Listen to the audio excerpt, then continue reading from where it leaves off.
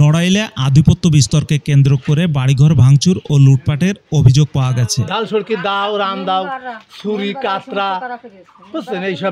গত 14 এপ্রিল নড়াইল জেলার নড়াগাতি থানার বাগুডাঙ্গা গ্রামের আমিরুল ইসলাম বাদী হয়ে 45 জনের নাম উল্লেখ করে নড়াগাতি থানায় অভিযোগ দায়ের করেন। আমার বাচ্চাটার আকিকা ছিল, সে আকিকা ছাগলটা পর্যন্ত তারা নিয়ে দেন। আমিরুল ওই গ্রামের শিকদার মুজিবুর রহমানের ছেলে।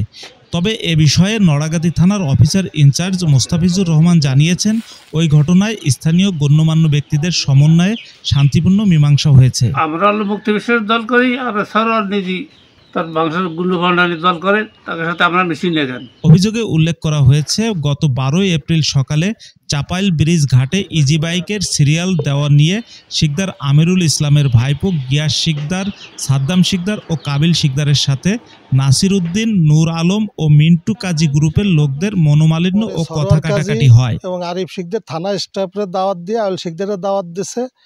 দেওয়ার পরে আউল শিকদার পথে আসার পথের মাঠের বড় মাঠের কোনায় আসলে দুলু কাজীর ছেলেরা আউল শিকদারের অটো থেকে নামায়। এর জের ধরে ওই দিন বিকাল 3টার দিকে 55 থেকে 65 জনের একদল দুর্বৃত্ত ট্রামদা, চাইনিজ কুড়াল, ভেলা ও দেশীয় অস্ত্র নিয়ে শিকদার নূর মোহাম্মদ, শিকদার আমিরুল ইসলাম, শিকদার নাজির আহমেদ, মহিদুল শিকদার, শওকত শিকদার ও আক্কেল শিকদারের বাড়ি ভাঙচুর ও লুটপাট করে।